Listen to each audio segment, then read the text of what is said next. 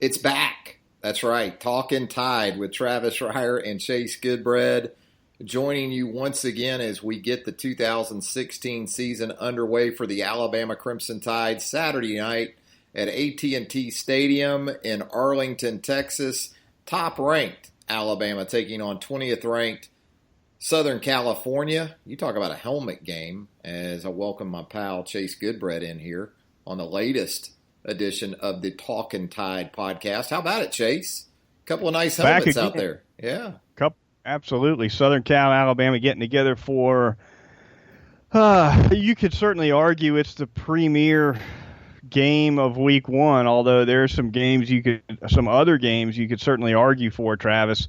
A lot of strong neutral site action and some strong home and home action around college football in week one for 2016, but none certainly bigger than the Trojans and the Crimson Tide. Yeah, when you talk all-time programs this weekend, that matchup stands above all others, although I guess Notre Dame, Texas would certainly make an argument in terms of the traditional elite programs. When those two get together Sunday night, that'll be a big one as well. But really for the Southeastern Conference, Chase, this weekend, it's almost like Judgment Day for the league, and it's the first week of the season. A lot of matchups that the SEC haters, I guess you could say, will be paying especially close attention to. Ole Miss and Florida State, Georgia and North Carolina, Auburn and Clemson. You've got sort of a SEC, ACC challenge right there that I think the SEC opponents are just sort of laying in wait. They can't wait to pounce on that SEC if it didn't go so well this weekend. Dare we say it's almost like a bowl season. It's almost like waking up on New Year's Day or something, and you got all these great non-conference matchups. They can't wait to pounce on them.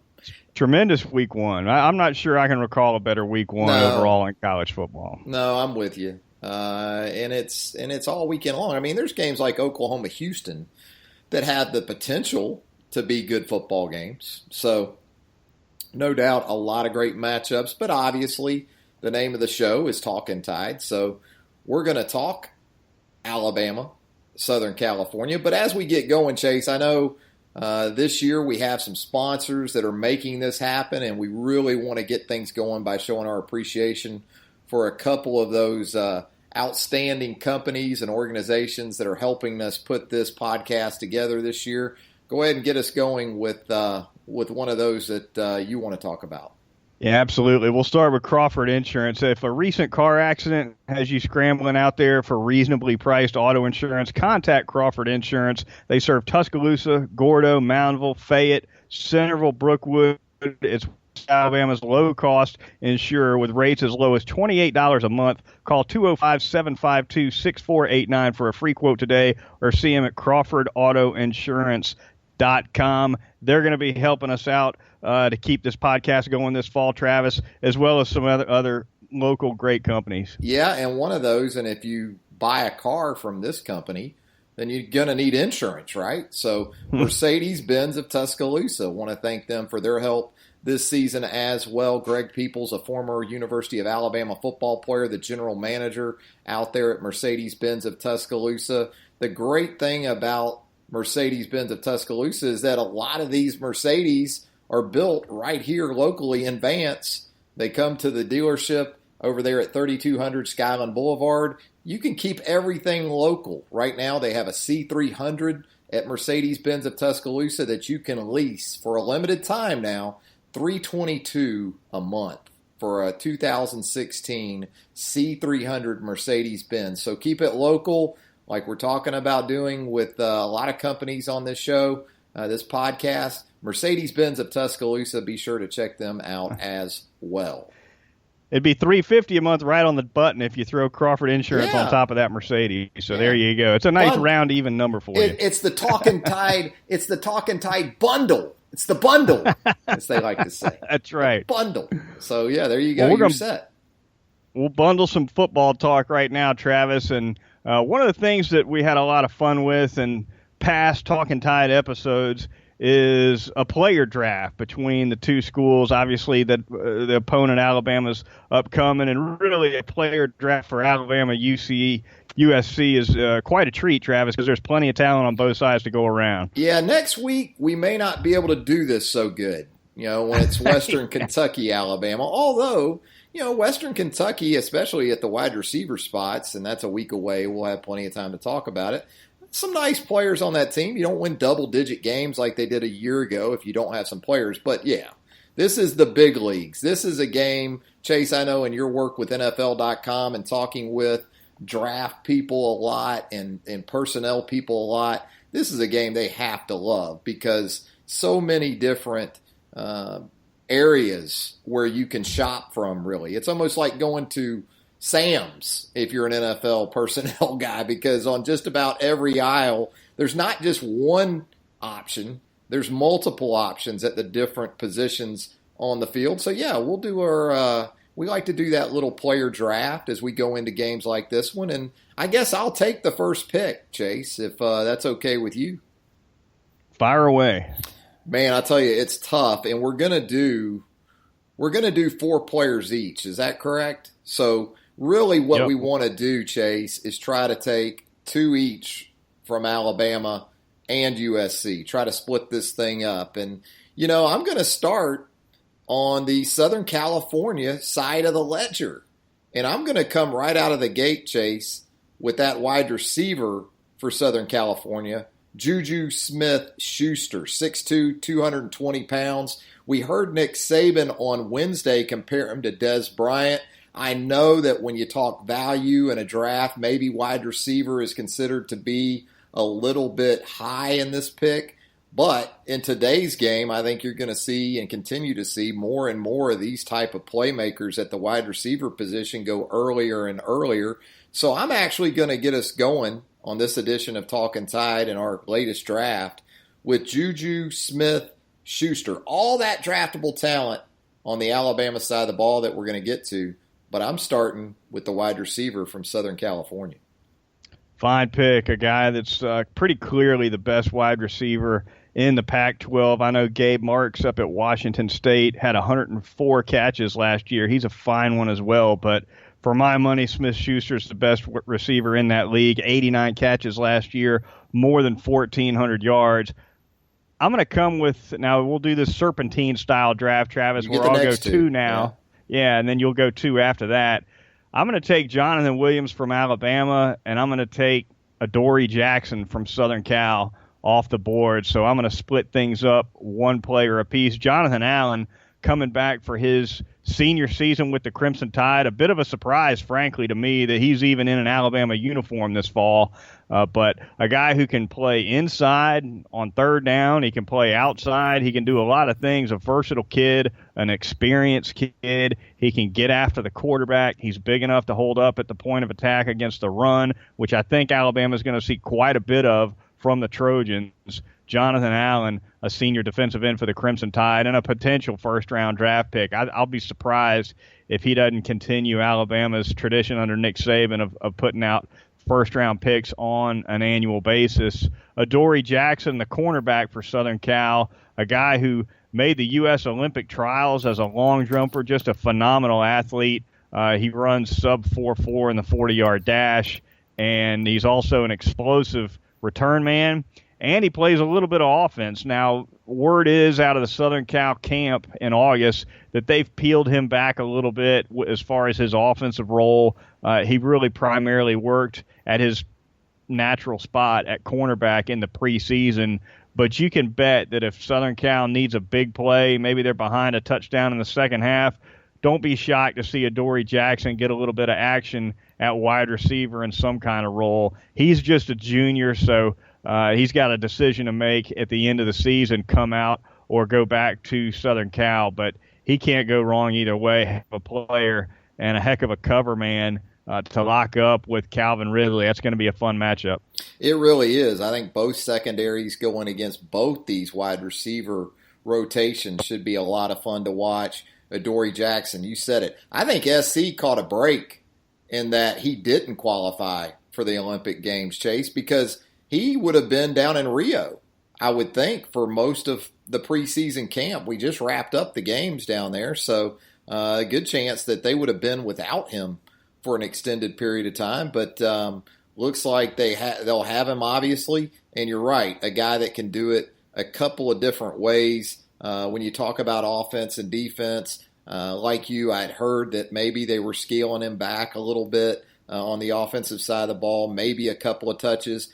But that kick return game is an area where he could impact this thing as well. Last year, return kickoffs for USC, so a guy to certainly keep an eye on in all phases of it. Also in the punt return game, had 2 touchdowns on punt returns in 2015. So Adoree Jackson, definitely a playmaker. Now, as we put a lid on the first half of our picks in this player draft for Alabama, Southern California, I might surprise you a little bit, Chase Goodbread, with this next selection. This might seem like a little high for an Alabama player, but looking specifically at this matchup, I'm going with the big man, Daron Payne.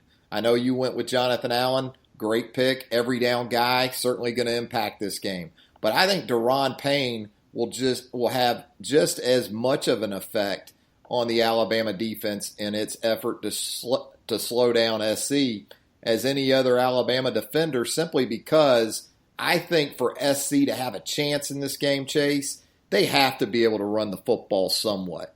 Even if it's 100 yards, 120 yards, they need to get north of the century mark. Ronald Jones, Justin Davis, a couple of established backs coming back for the Trojans, both went for more than 900 yards last year.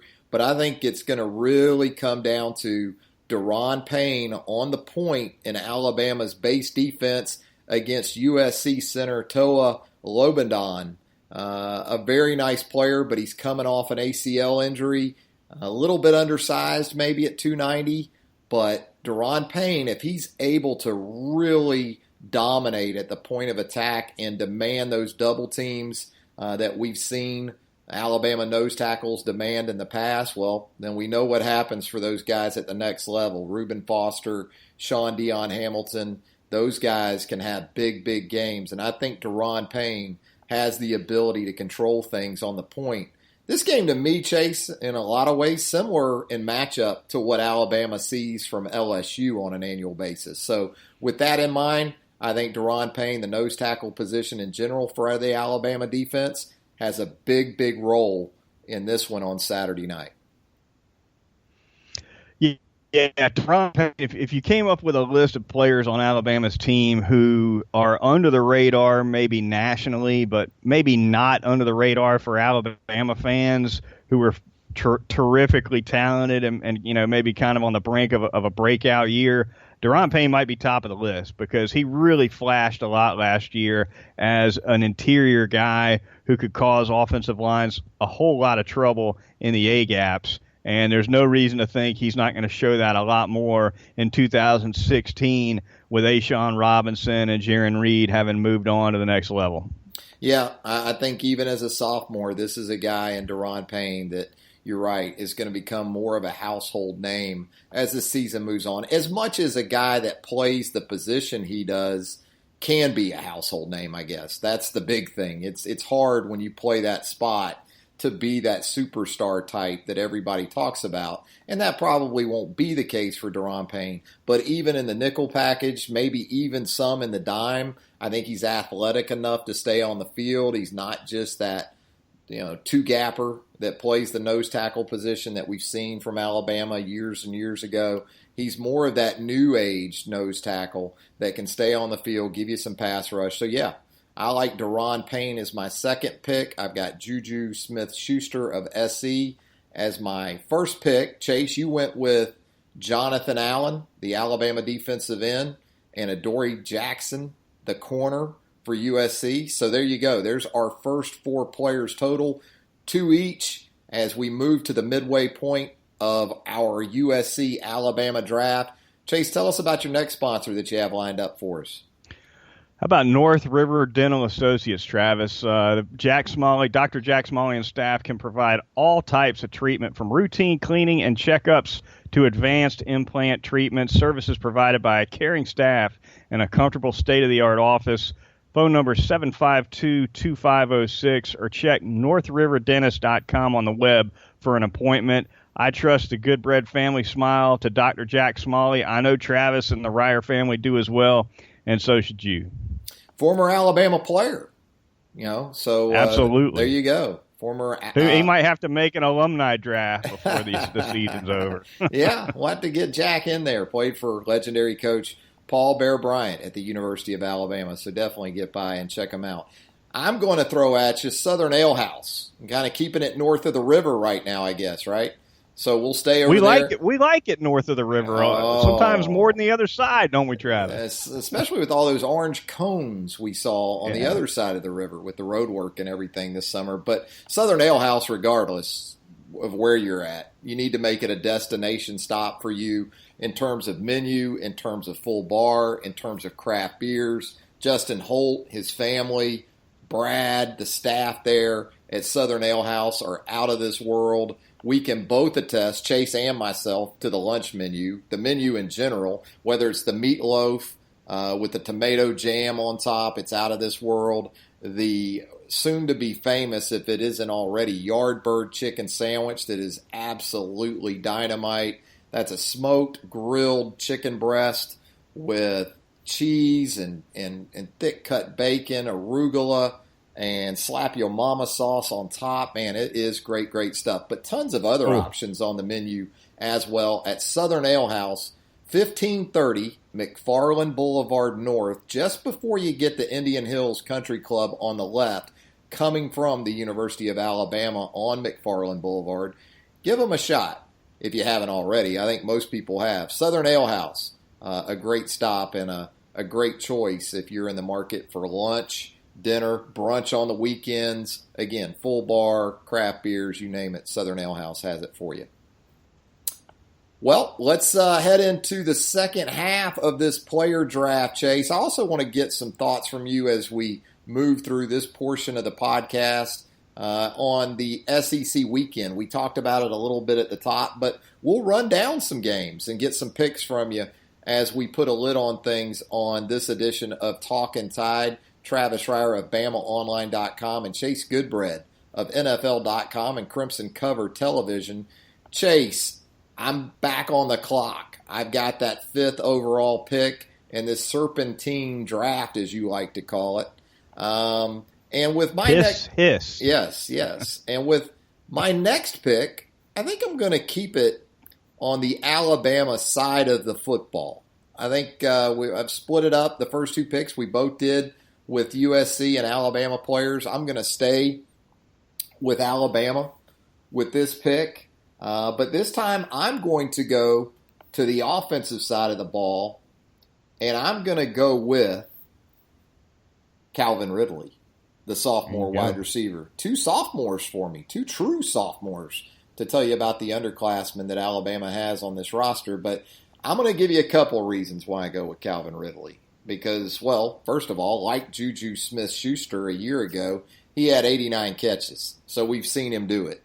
I also love that he's going to return punts, apparently, for Alabama, at least to start the season. In fact, I wish he was returning kickoffs, too.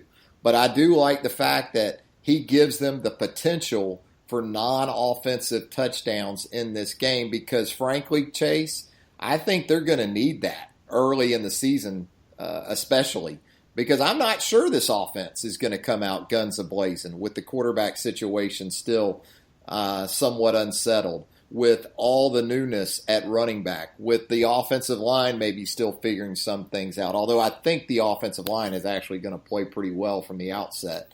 But all those things considered, I like the different ways that Lane Kiffin can get Calvin Ridley the ball in the quick passing game.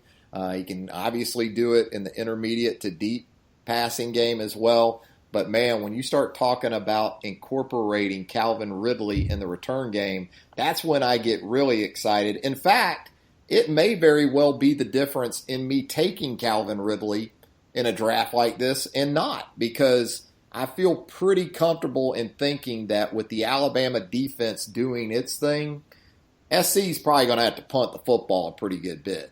So I like those additional touches that potentially Calvin Ridley's going to get in this game. And as we saw last year, all he needs is one. I mean, he can turn something easy into something big, and that's why I like Calvin Ridley in that spot. Calvin Ridley, of course, a guy who, Clay Helton, the head coach at USC, he knows exactly how Lane Kiffin likes to use the WR1 as they call it now, Travis, the number one receiver, because of course they worked together at Southern Cal. If you go back and look at Lane Kiffin's history of getting the ball in Amari Cooper's hands and Marquise Lee's hands when he was at Southern Cal, and even further back than that, they do it in a lot of different ways. They like to go vertical for sure, couple times a game, but they throw the hitch, they throw the shallow cross. They do a lot of different things to get the football in the hands of the best wide receiver on the squad as much as possible, sometimes to the detriment of distribution to other receivers. But Calvin Ridley, a tremendous receiver. You can argue he's the best receiver in college football, even though he's only got 1 year of experience. To be honest with you, it worries me a little bit if I'm Nick Saban, Travis, and I'm not, and far be it from anyone to question the man who's won 4 national crowns in 7 years. I'm not sure I'd have Calvin Ridley returning kicks if I was Nick Saban, because it could be a dangerous thing to do. There's only one Calvin Ridley on your roster. You need him on offense. You'd hate for a big shot on special teams to be something that takes him out. And he's not the biggest, strongest guy in the world. If there's anything to say about Calvin Ridley that he has to work on. When do these guys get hurt on punt returns? I always hear this, and I used to believe it too. But then I started trying to think of guys who have gotten injured on punt returns or kickoff. I think kickoff returns are maybe even more dangerous potentially. But yeah, and I agree with what you're saying in terms of his talent. But I also think the depth at wide receiver may be a factor in putting Ridley in that spot. I've kind of come the other way on it, though, Chase. I used to be in that camp in terms of the injury concerns, but I just can't recall situations involving Alabama return men where they got hurt on returns. Tyrone Prothro broke his leg on offense. Playing offense. Yeah. He did. Marquise Mays, he pulled a hamstring against LSU, I guess you could say, in the BCS National Championship game. But an injury like that could happen in pregame warm-ups. So I've kind of come 180 on it, Chase. I'm converted. Okay, well, that's all right. Hey, you know what? Disagreements are what makes Talkin Tide go round, and that's just fine. And if you ask me for a list of guys that have gone on the injured list as a result of returning punts, at least on the spot in the moment, I couldn't give you one. But what we do know is special teams is where a lot of the kill shots are. Special teams is where a lot of the hits happen that make the crowd go ooh, and. It's when you got one of the best 5 players on the whole roster toting the ball with 11 Get him his players touches. coming a long way. Get the man his touches.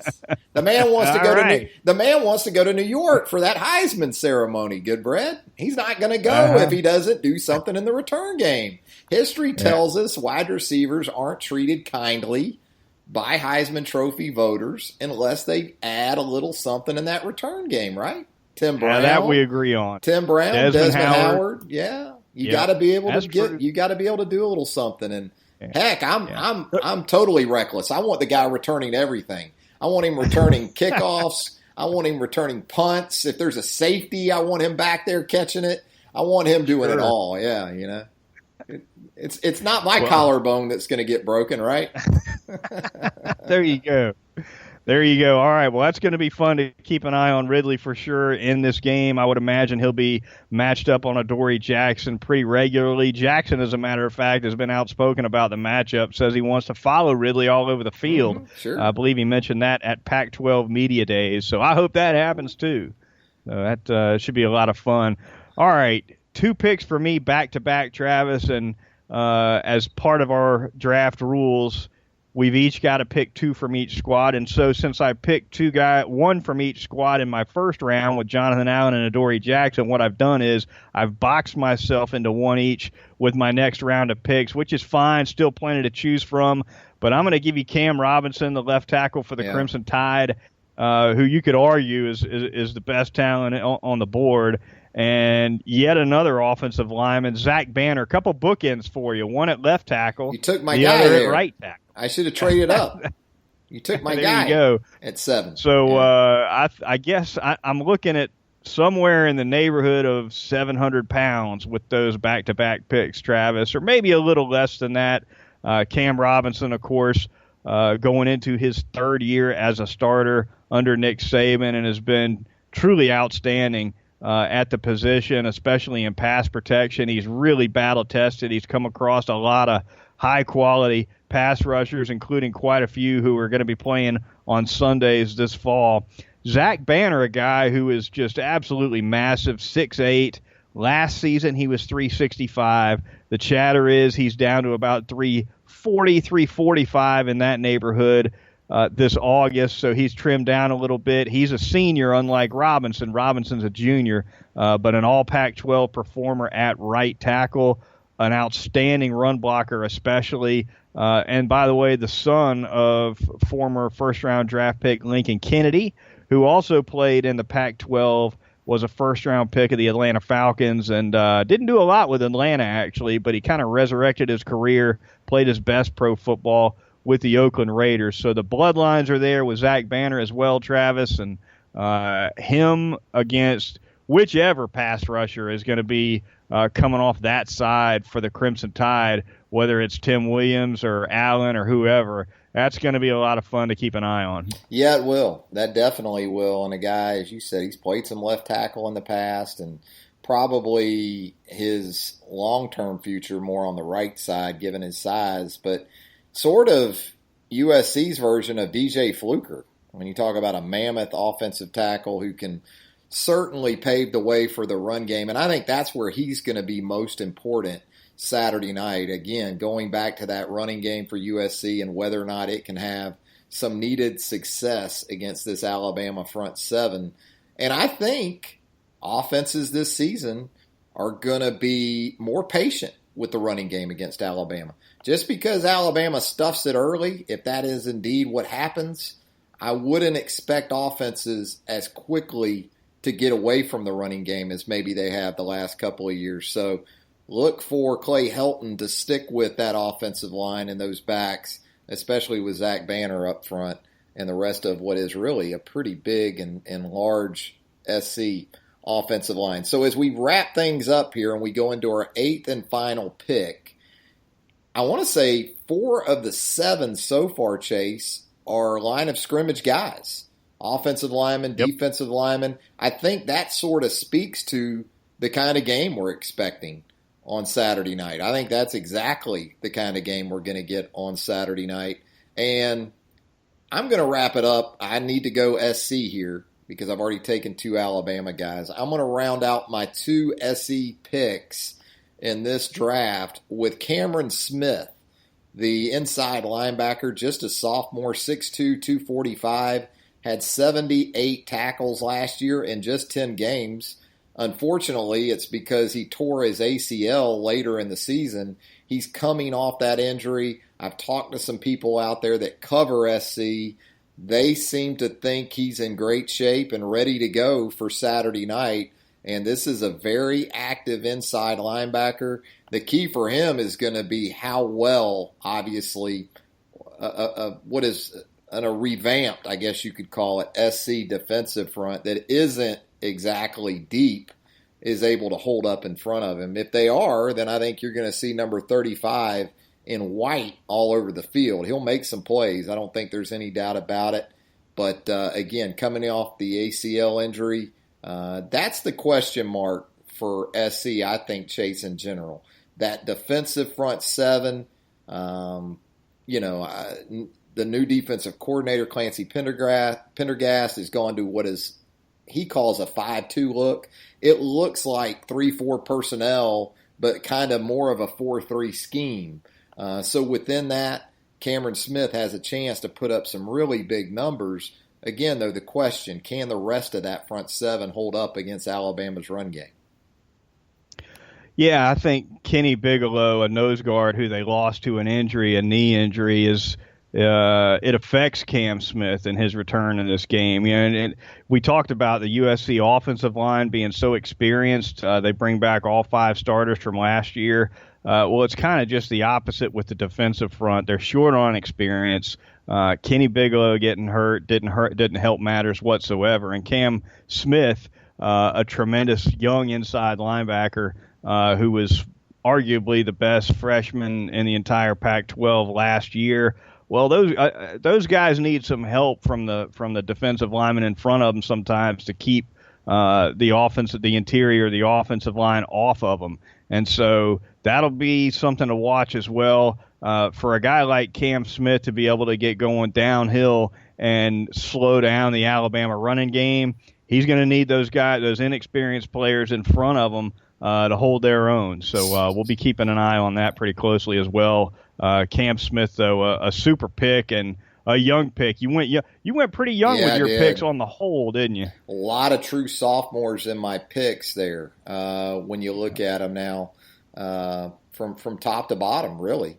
I guess not a senior in there for you. No. Well, and a key for Smith is actually going to be a grad transfer. I believe he's a grad transfer. Stevie Tui Kolovatu, the transfer from Utah, that actually looked at Alabama as well. The defensive tackle that SC was able to bring in over the offseason, he's stepping right into that nose tackle role for SC in this game. So that's a guy to definitely keep an eye on as well in front of Cam Smith.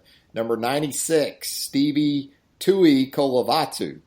Keep an eye on him. A+ for pronunciation. Well, I'm looking at the SC pronunciation guide right now, and it looks like they have 79 players on their pronunciation guide. That kind of tells you what you're looking at this Saturday night if you're on that ABC crew doing this game. Good luck to Chris Fowler, I guess, is what I'm saying, on Saturday night. So there you go. That's our player draft, Chase. As we look at this football game, I want to talk to you a little bit and run down the gauntlet of SEC games this weekend. We'll wrap things up with Alabama SC with our predictions and maybe a thought or two as we look at that game in closing. But we get things going real quick on a Thursday night, don't we? Tennessee hosting Appalachian State. That's pretty much a no-brainer in Knoxville, you would think. This isn't the Appalachian State that went up to Ann Arbor a few years back, I don't think, and upset the Wolverines, but you never know. Obviously, if Tennessee is truly a top 10 team, this isn't a game it should struggle with. No, 6:30 p.m. kickoff there. It's going to be an SEC network game. I would expect the Vols to roll pretty easily, just like you. And South Carolina at Vanderbilt, the other one, on ESPN on Thursday night. And a game that, I'm not so sure.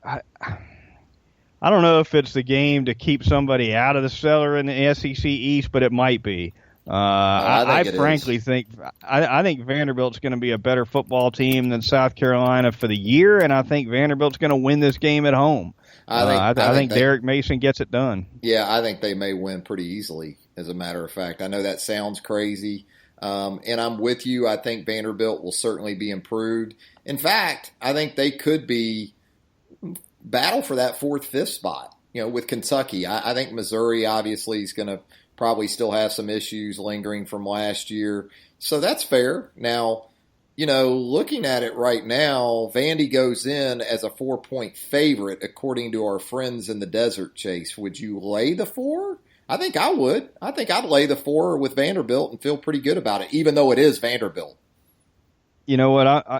I'm not going to be shocked if Vanderbilt wins by double digits, so I guess I'd have to agree with you. I think South Carolina might be worse than bad this year. I do too. It could surprise me, but we'll see. I think they bring up the rear in that division when it's all said and done. Well, I asked someone the other day, name me one starter for South Carolina right now. I can't name a starter for South Carolina. Maybe Perry Orth at quarterback. And they lost Sky Moore. They lost one of the best players they had in Sky Moore. So, it's a a tough sledding situation for Will Muschamp and year one with the Gamecocks. All right, we move on to Saturday, get things going early with a couple of 11 a.m. kickoffs Central Time. South Alabama at Mississippi State. The Dak Prescott era in Starkville is over. That's the intriguing storyline there. Sounds like the Bulldogs might play a couple of guys at the quarterback position, but otherwise you still would think Mississippi State takes care of business at home. And a good transition from South Carolina to Mississippi State, because I think we're looking at the bottom of the SEC West right here. I picked Mississippi State to finish dead last in the West for the year. I agree with you. It's how they come back from losing Dak Prescott is going to be crucial. Somebody's going to have to play at a high level at that position if Dan Mullen is going to do anything at all, frankly, in the SEC this season. Taking on USA. 11 a.m. kickoff, that one on SEC Network, I believe, as you said, Travis. But yeah, I think, and this is the kind of game that if you're Mississippi State or you're any SEC team that just doesn't have it and isn't going to have a good year, sometimes if you win a game like this, 20-14 or something, it foretells how things are going to go. Or maybe you win that game 35-31, but if it's tight and against a team like South Alabama, sometimes it foretells down the road how things are going to go in league play. Mississippi State, a 28.5-point favorite over USA on Saturday. Wow.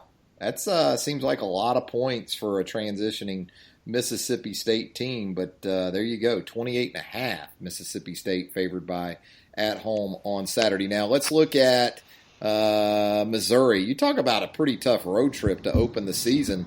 Missouri going to West Virginia, Chase, on Saturday. Who do you like, the Mountaineers at home or Missouri breaking in a new head coach there? I'll take Dana Holgorsen there against Missouri. I think the Tigers are going to struggle in year one under Barry Odom. We'll see. But I'm not sold on the young quarterback they're going to be going with. I guess it'll be Drew Lock for Missouri. Mm-hmm. West Virginia, a team that I think is going to contend in the Big 12 this season. I like West Virginia at home. Now we're going to get into some of the meat and potato games of the weekend, some of these matchups that we're really looking forward to. And up next, that leads us to UCLA at Texas A&M Saturday. That's a 2:30 Central kickoff on CBS. Should be a very fascinating game in terms of quarterback play. Josh Rosen, the super soft for the Bruins, behind center for UCLA. Trevor Knight, is he going to be the one-year wonder that Kevin Sumlin needs for that Aggies offense that was depleted at the quarterback position after mass transfers following the 2015 season?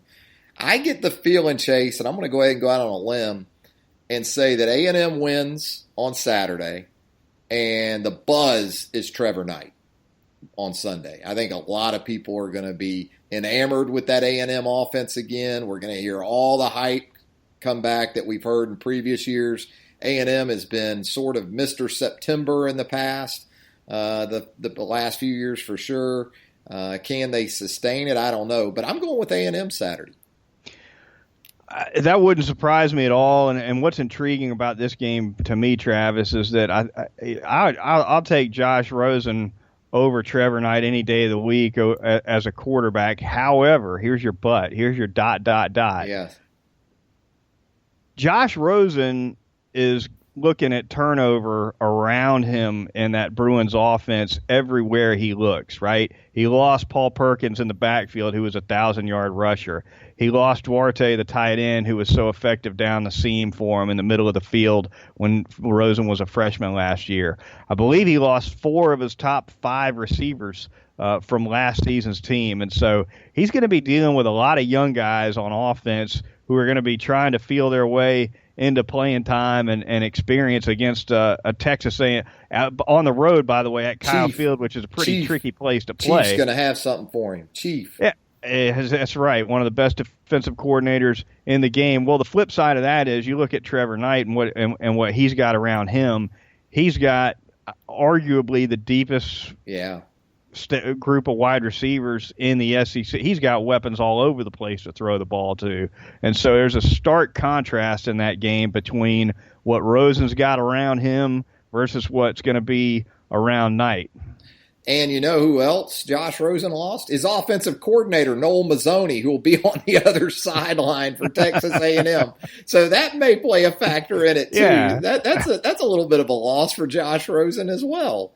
Throw the OC on there as well. Yeah, I might as well throw him on the heap while we're listing guys. Now, let's talk LSU and Wisconsin in Green Bay. Man, this is the matchup. You talk about a game I'd love to be able to go watch at Lambeau Field in Green Bay, LSU on the road. Let's go ahead and say it. I mean, the game's in Wisconsin. To me, it just looks too easy for LSU.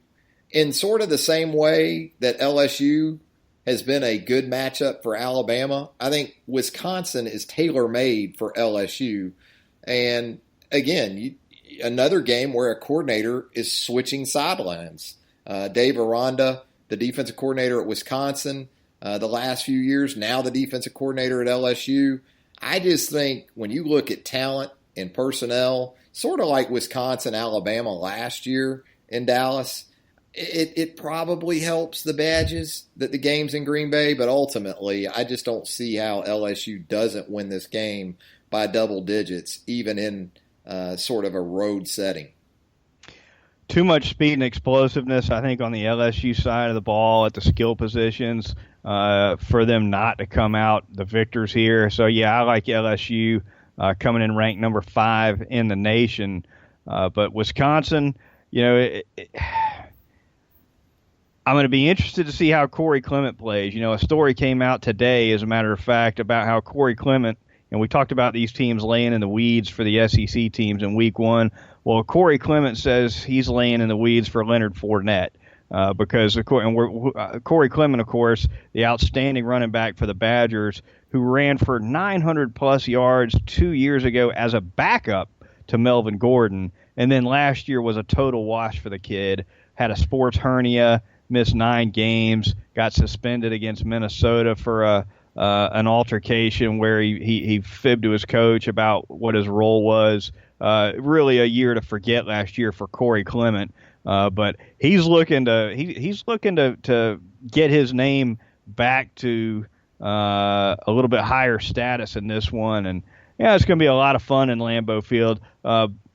Les Miles, by the way, Travis, telling people on that SEC teleconference that if the Tigers try a Lambeau leap and draw that 15-yard penalty, they can hitch a ride home. He told them they can stick their thumb out, and you won't be on the charter jet. He told them, which of course won't. Yeah, I want to see Leonard Fournette do a Lambeau leap and get left behind, Travis. Well, I think the Packers would take him in if they if Les wants to leave Fournette behind. I think the Packers might be okay with taking him in up there if he can't get a ride home. Everybody but Eddie Lacy in Green Bay would be in favor of that. I think so, definitely. LSU, by the way, a 10-point favorite. I love LSU laying the 10. Now, I'm laying way too many points, and there's a reason why the man does that to us, because he loves it, and he makes money off people like me because, as they say, those home dogs have teeth. And Wisconsin has pretty much a home dog on Saturday against LSU. Moving on, Georgia and North Carolina, a game set to kick off around 4:30 Central on Saturday afternoon. Kirby Smart, first game as a head coach, first game at his alma mater, the University of Georgia. The Dogs a 3-point favorite in the Georgia Dome. Couple of storylines here for me, Chase, and really where it all starts, and kind of how I'll base my outlook for Georgia, win or lose in this game moving forward. What does Nick Chubb look like? How healthy is he? Even if Georgia loses this game, but he looks somewhat even close to the guy we saw before the injury, then I'll feel still pretty good about Georgia's chances to contend and compete in the East. If he doesn't look good and they don't look good, wow, what kind of season might it be for Kirby Smart in year 1? Yeah, I'm going to go against the grain a little bit here, and I'm going to take North Carolina to win this game. I think Georgia's got more talent overall, and they very easily might be able to just lean on Nick Chubb ultimately for a victory over the Tar Heels. But this is more of a gut feeling. The fact that Grayson Lambert is still involved in the starting quarterback chatter for the Bulldogs is a little bit of a head scratcher for me after the way he played last year. We'll see. But North Carolina, obviously pretty dangerous under Larry Fedora with that fast-paced offense. They can get you on your heels defensively pretty quickly, and they've got some pretty dangerous skill position players. And so I'll take the Heels there, and we'll see what happens on another neutral field over in Atlanta. Semi-neutral field. I guess Georgia's it's as much of a neutral field for Georgia as Wisconsin is in Lambeau, right? I would say so, yeah. It should be a lot of red and black in the building in Atlanta on Saturday afternoon. Now, Clemson at Auburn, sort of a late-night game on Saturday night, an 8 Central kickoff between the two Tigers. And Clemson only a 7.5-point favorite going into Jordan-Hare Stadium. Obviously a tough place to play, but Auburn coming off a lackluster season. Question marks about the offense really across the board, especially does the quarterback truly fit what Gus Malzahn wants to do at that position? And even the tempo of this game, Chase, the pace of this game, Auburn prides itself on that side of the ball of going extremely fast, up-tempo, hurry up, no huddle. I don't know if that's really what they should do in this game because Clemson, I think, does it even better right now with the quarterback that it has and Deshaun Watson than even Auburn can. What do you think? I agree completely. And look, let's face it, Deshaun Watson is better suited. Even not only is he obviously exceptionally talented, arguably the best player in college football, but just from a style standpoint, he's better suited to run that kind of offense, I think, than Sean White is. And I like Clemson in a runaway here. I don't think it's going to be close. They come in ranked number 2 in the nation. They are going to be on the road. Auburn, obviously, a very tricky place to play. But Sean White just didn't show me enough last year, Travis, to make me think he's got it in him to win a head-to-head matchup with Deshaun Watson. And I realize it's not 1-on-1, it's 11-on-11, but it's not just the quarterbacks. I like Clemson's 11 more than Auburn's as well. So we'll see. Anything can happen, obviously, especially when you're talking about a team at home in the SEC like Auburn. They can be extremely tough to beat there when they play well. But I like Clemson. I like Clemson big. Yeah, it's interesting, again, about the tempo and the pace because really when you look at Auburn going into the season, that defensive line that the Tigers have is the true strength of that team.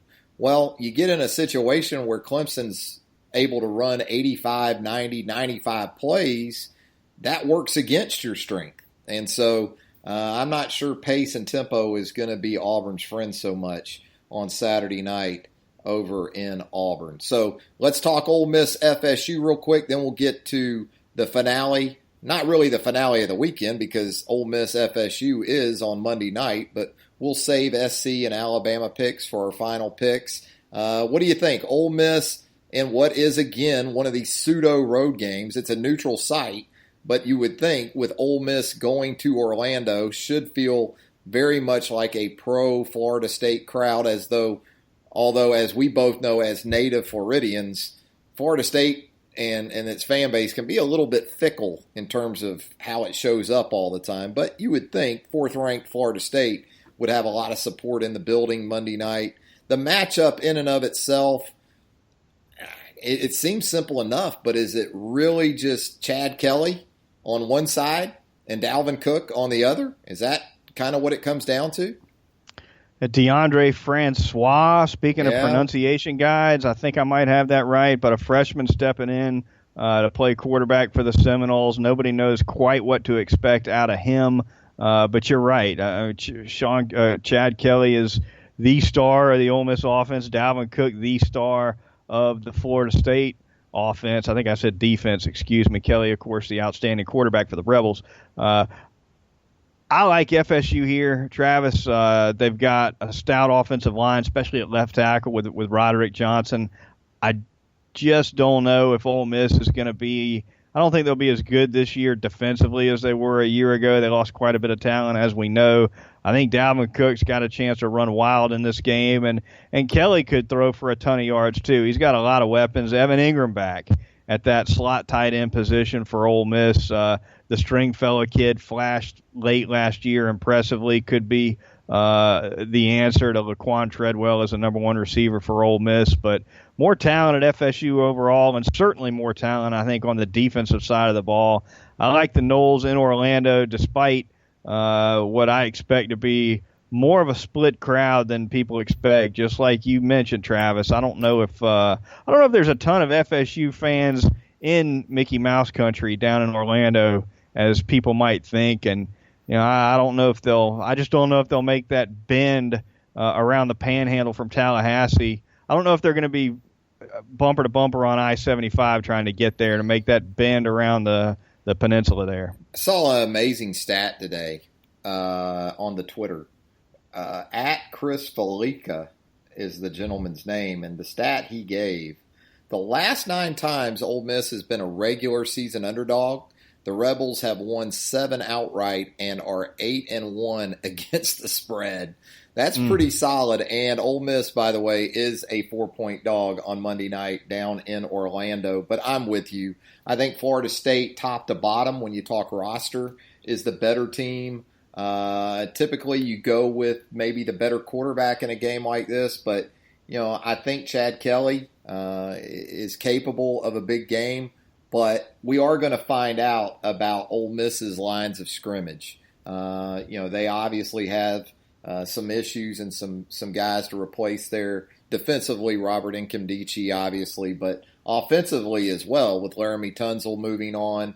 Can they block Florida State? And, can they stay unblocked on the other side? I think Florida State, typically you think of ACC teams not winning the line of scrimmage against an SEC opponent, but I think that's the way this plays out on Monday night, and Florida State gets the win. Now, for the finale, the final pick of this edition of Talkin Tide, Alabama and Southern California, Chase, Saturday night, AT&T Stadium, Arlington, Texas. How do you think this game plays out? What's your feeling for this game, Chase, as they like to ask, as we are just a couple of days away now? 2 first-year quarterbacks makes things interesting, and a couple names that we did not get to mention in the early part of the podcast. Max Brown, the starting quarterback for Southern Cal, a guy who's waited a long time behind Cody Kessler to play. Former 5-star recruit. How he plays is going to be huge, obviously, for Southern Cal. Big test for him, and, of course, Alabama is going to be awfully green at the quarterback position as well. So who can lean on their running game more effectively to take control of the game? I think that's what it comes down to. And at the end of the day, I think Alabama's going to be – they're more talented on both lines of scrimmage than Southern Cal is on both lines of scrimmage. Now, I'll give the edge – I'll give the offensive line I think USC's offensive line is a little bit better and certainly more experienced than Alabama's. But I think Alabama's defensive line and linebackers are going to be that's not close to me. Those guys I think are far better than what USC is going to bring on the defensive front. And so when you mash everything together on the line of scrimmage because of Alabama's defensive prowess, I expect Alabama to take control. I think they're going to be able to run the ball on what should be a fairly soft USC defensive front and get the job done. 24-13, I'm going to give you, Travis. 24-13, maybe with a late score that helps get them over the top. Maybe a defensive score, like you said, maybe earlier in the podcast you mentioned maybe it's a special teams play that kind of breaks things open for Alabama. I'm expecting a low-scoring game and Alabama to get it done on the strength of the defense and a running game that's going to be able to grease the tracks against a very young Southern Cal defensive front. Yeah, I think so too. That's kind of the game I foresee sort of in a phone booth. And I think both teams are probably going to be okay with that I think if you're Southern California, you go into it knowing that you have to run the football. You have to have some semblance of a running game. That's the strength of your offense going into this game, even with Juju Smith-Schuster on the outside. Max Brown making that initial start of his USC career. You don't want to have to put everything on him, because if there is one area that we know about this defense for Alabama going into the season that you don't want to become predictable offensively with, that's throwing the football. Because when they have the opportunity to get after the quarterback without any concern for the running game, it's going to be extremely tough. This is a defense that led the NCAA last year, the FBS level in sacks. Most of that production returns for Alabama, so critical for Southern California to be able to at least threaten Alabama with the running game. That's what has to happen. Meanwhile, for Alabama offensively, going to be interesting, Chase. Who exactly starts at quarterback? I think it'll be Cooper Bateman. Nick Saban continues to talk about playing both those guys potentially, Cooper Bateman, Blake Barnett. I don't think Jalen Hurts is out of this thing when we talk about big picture. Now, this week, it's kind of difficult to imagine the true freshman getting some time with the other two quarterbacks being mentioned prominently. But Alabama's sort of the same situation as Southern Cal, I think. I agree with you. They feel good about the matchup with that offensive line, even with a little bit of shuffling late at the guard and center spots and the Southern Cal front seven.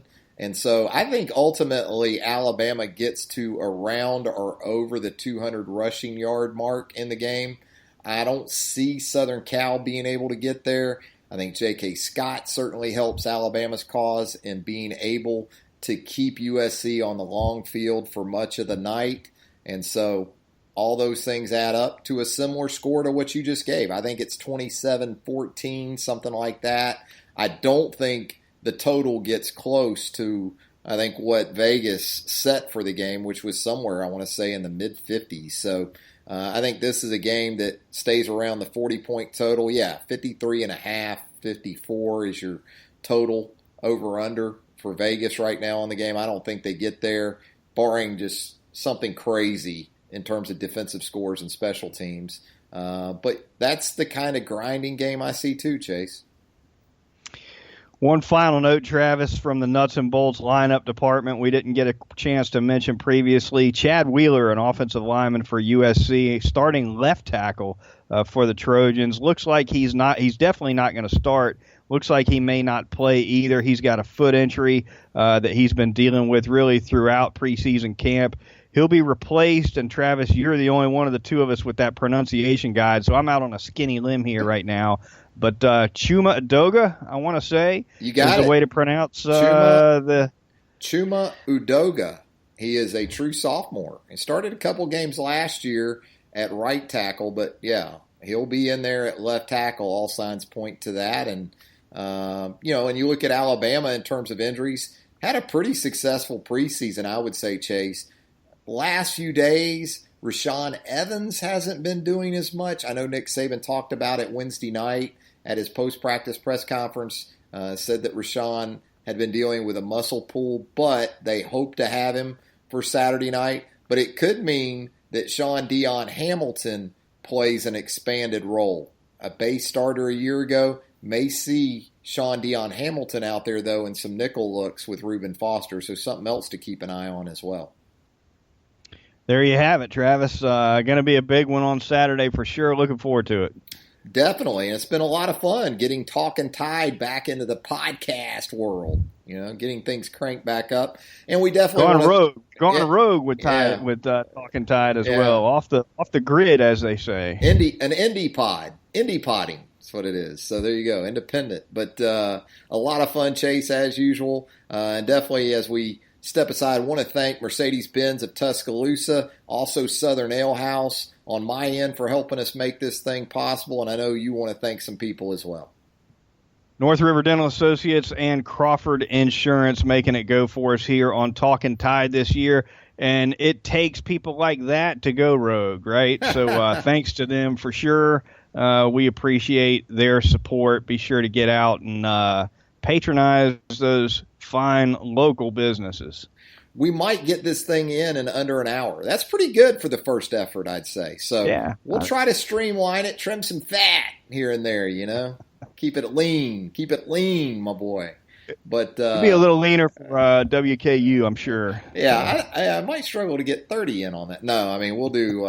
We'll find something to talk about for sure next week when Talkin Tide returns. Chase, a lot of fun. Enjoyed it very much, Travis. So until next week, look forward to talking to you following Alabama, Southern California on Saturday night in Arlington, Texas for Chase Goodbread of NFL.com and Crimson Cover Television. Travis Reier for BamaOnline.com and Southern Fried Sports on Tide 102.9 FM in Tuscaloosa. Join us again next week for another edition of Talkin Tide.